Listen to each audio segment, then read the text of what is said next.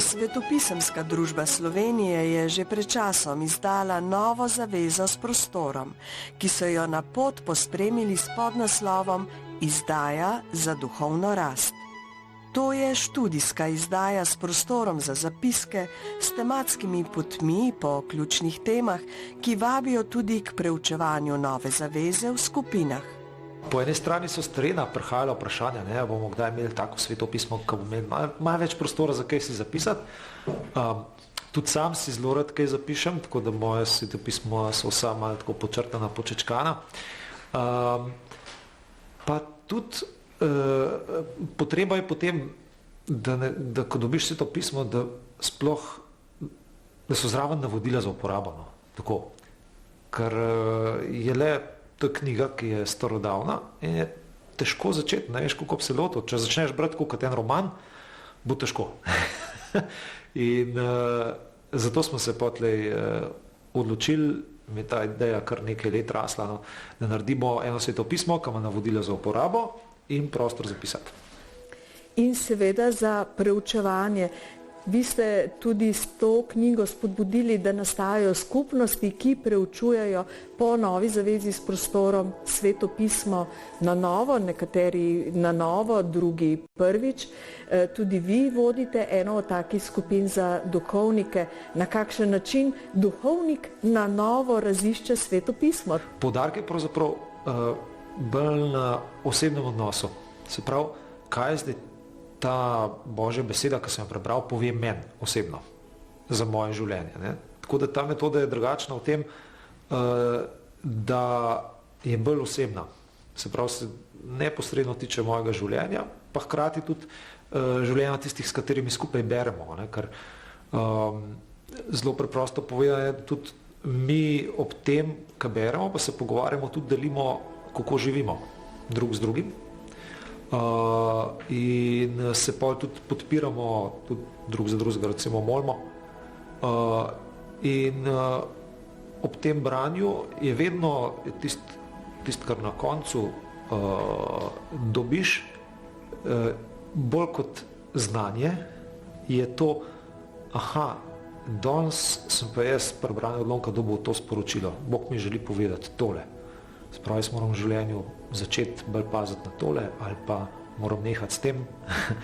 Zato gre. Tako da precej osebno nastane. In to je tisto, kar je novo. Na pobudo Svetopisemske družbe so se ljudje po vsej Sloveniji povezali v manjša občestva, ki jih imenujejo eklezija, z namenom, da bi skupaj hodili po svetopisemskih in vsakdanjih poteh. Vsem, ki si želijo začeti s preučevanjem nove zaveze, pomagajo sodelavci Svetopisemske družbe.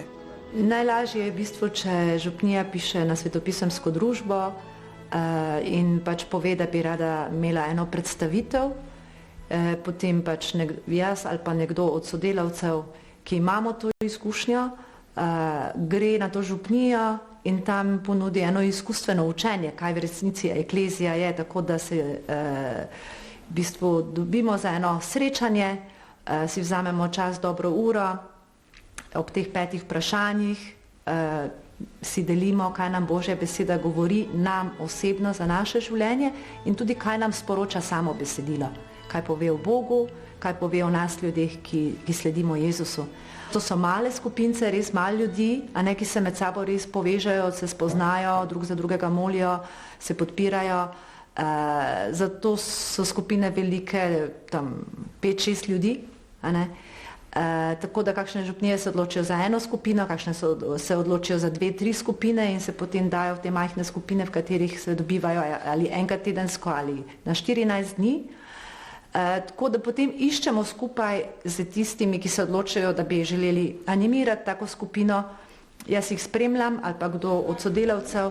Pred kratkim se je začela ena eklezija na osnovni šoli Montessori za 3. triado in so v bistvu to najstniki, ki si podelijo, kak jih Božja beseda nagovarja. Da so te skupine zelo raznolike. Kaj pa vam osebno prinaša vodenje skupin in tudi skupno preučevanje, premišljevanje o Svetem pismu v skupini?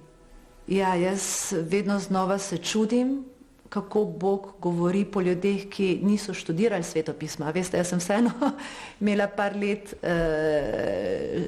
imam par let študija za sabo, in sem imela veliko svetopisemskih predmetov, tako da imam neko osnovno znanje, ampak ko pa v bistvu berem Božjo besedo s tistimi, ki niso nikoli študirali svetega pisma, se včasih čudim, kako Bog, kakšne uvide Bog daje tem ljudem, in kako jih nagovarja točno tam, kjer rabijo za svoje življenje, in veliko se naučimo od njih, veliko.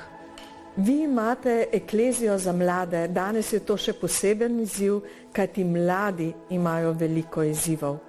Na kakšen način sploh pristopite k njim? Ja, vse skupaj se je v bistvu začelo na pobudo mladih, vseh teh, ki so že nekako vpeti v življenje župnije ali pa da se srečujemo na kakšnih drugih dogodkih v mladinskih skupinah in so izrazili to željo, da bi želeli bolj spoznati Božjo besedo. Tako da so se potem s prijateljem duhovnikom kar zelo hitro odločila, da bi jim ponudila tudi neka redna srečanja, in ko sva nekako prišla do tega novega svetega pisma s prostorom, sva rekla, to je to, kar začnimo, pa danes, ko nam tehnika ponuja tudi to, da lahko preko spleta, smo se potem odločila za e-varianto in se sedaj že od septembra srečujemo na 14 dni, redno preko Zooma, pa smo tudi tako po celi Sloveniji, pa tudi eno imamo, ki v Avstriji študira in se redno vključuje na ta srečanja.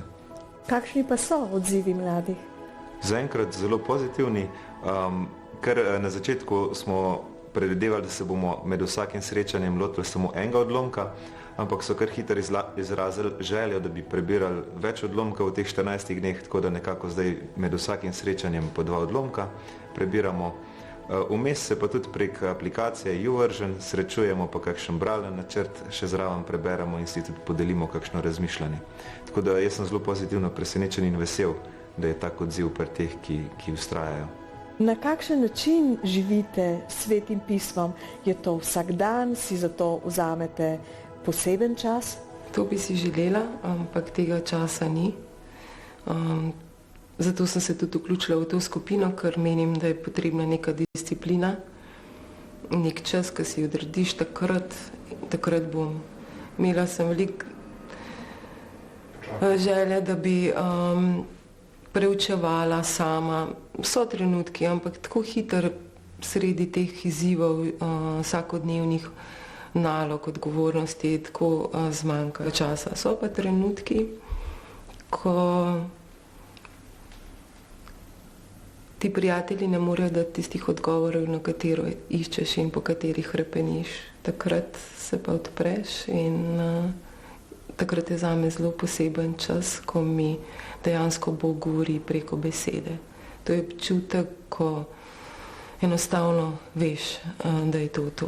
Svetopismo sem brala že od otroštva, so me starši navadili na to, pa potem tako rekoč celo življenje in pretežno res osebno sama, mogoče v družini, pa seveda poslušanje Božje besede pri bogoslužju. Z branjem v skupini pa človek dobi novo dimenzijo, zato ker različni, ki sodelujemo, prijatelji, kako bi nas poimenovala, različno gledamo na Božjo besedo, pravzaprav iz lastnih izkušnj, iz lastnega uvida v to.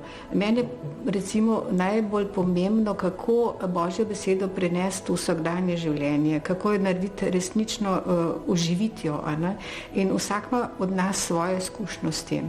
In sprejeti in podoživeti to, kar je drugi podoživel, je neizmerna prednost te branja Božje besede v skupini. Imate morda kakšen odlomek, ki vam je še posebej ljub, posebej pri srcu? Še posebej so me nagovorili vedno odlomki, ki smo jih študijsko preučevali na starozakljeni slovanščini. To je bil psalm številka 1, psalm 15, moj najljubši psalm 23, Gospod je moj pastir in nič me ne manjka.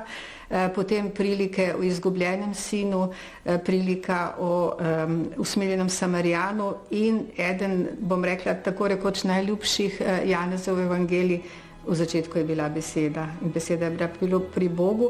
Tukaj me najbolj nagovori vedno in imam to v mislih neštetokrat, resnična luč, ki je prihajala na svet za vsakega človeka, za vsakega. To se mi zdi nekaj enkratnega.